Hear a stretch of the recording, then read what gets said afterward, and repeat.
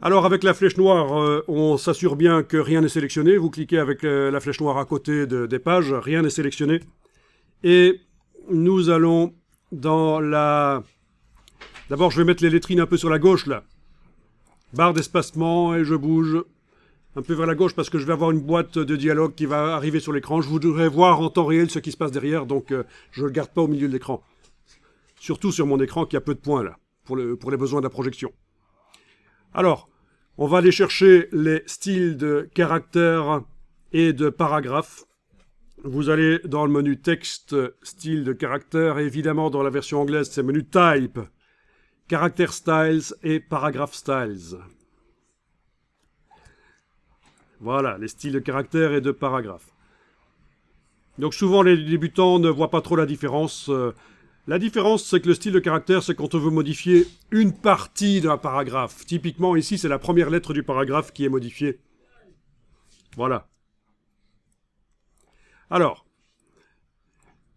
vous avez un style de caractère qui s'appelle grande lettrine. Vous pouvez double-cliquer à droite du nom.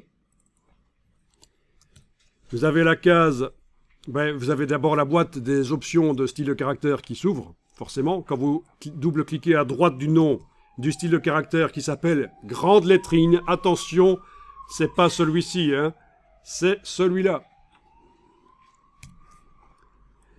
Vous avez la case aperçue qui est cochée. Vous allez dans format de caractère de base. Vous allez pouvoir modifier la dimension. Essayez. Voilà, on voit qu'on arrive à modifier la dimension. C'est pas mal. Vous allez pouvoir modifier la couleur. Ici, couleur des caractères. Choisissez une couleur qui est dans la liste là. Les couleurs apparaissent toujours plus ternes que ce qu'elles ne sont. Ça, c'est Zarbi. Ici, je choisis un rose super vif. Hein. Et vu qu'il est à 60% de teinte, il apparaît plus terne. Ça ne se voit pas trop avec le rose. Peut-être avec le vert. Oui, avec le vert, il apparaît terne. Avec le bleu ici, bleu foncé. Ah tiens, Zarbi, ça. Ok. Donc, c'est ici que ça se passe, c'est la teinte. Vous avez un réglage de teinte qui a été réglé là. Vous pouvez retourner à 100% si vous voulez avoir vraiment la couleur que vous choisissez là, bien sûr. Vous pouvez aussi créer vos propres couleurs en double-cliquant sur l'échantillon ici. Vous avez une nouvelle couleur qui apparaît. Alors on va créer une couleur RVB, même si le document est destiné à l'impression, à moins que vous ayez une très bonne raison de faire une couleur CMJN, passez en RVB. Parce que l'idée c'est que le document il doit pouvoir servir aussi sur une tablette, et sur une tablette on peut afficher des couleurs vives. Par contre, à un certain moment, quand on va exporter en CMJN, on va exporter en PDF le document pour l'impression chez l'imprimeur. Au moment de l'exportation en PDF, on fera la conversion vers un CMJN, celui que l'imprimeur vous indiquera, en fonction du papier que vous avez choisi pour imprimer. Donc vous pouvez, si vous voulez, créer une couleur là, qui servira pour votre lettrine. Ok. Alors, superbe couleur ici, voilà, ok. Ça se retrouve dans la liste, voilà.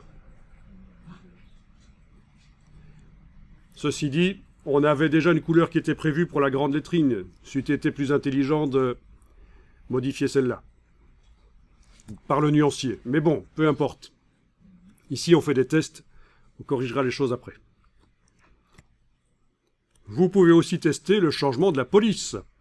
Format de caractère de base, vous avez modifié la taille tout à l'heure peut-être, la couleur, mais vous pouvez aussi aller choisir une police. Évidemment, les polices n'apparaissent pas, il n'y a pas de preview ici, donc il vaut mieux avoir repéré quelle police nous intéresse avant.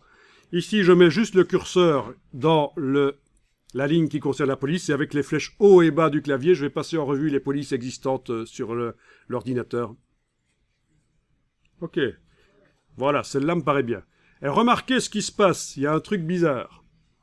Quand vous modifiez la police de la grande lettrine, puisqu'on est en train de modifier le style de caractère grande lettrine qui est appliqué sur le premier caractère du paragraphe, eh bien, la petite lettrine se modifie aussi, parce que c'est l'enfant de la grande lettrine.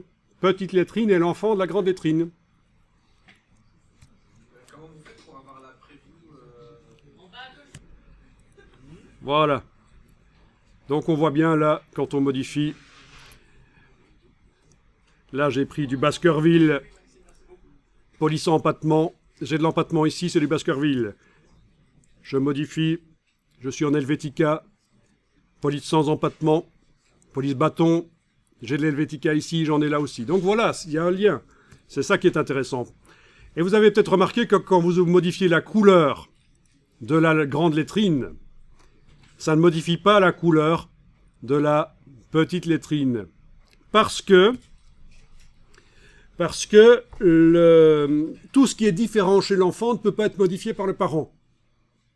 Il n'y a que ce qui est commun qui peut être modifié par le parent. Donc la police était la même sur les deux lettrines, la grande et la petite. On a pu modifier la police en même temps sur les deux. Par contre, la couleur, pas possible.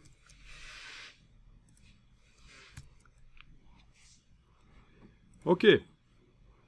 Et donc ça, c'est intéressant de voir que ça fonctionne comme ça. On va juste tester l'application de ça. Voyons un peu au niveau des styles de paragraphes.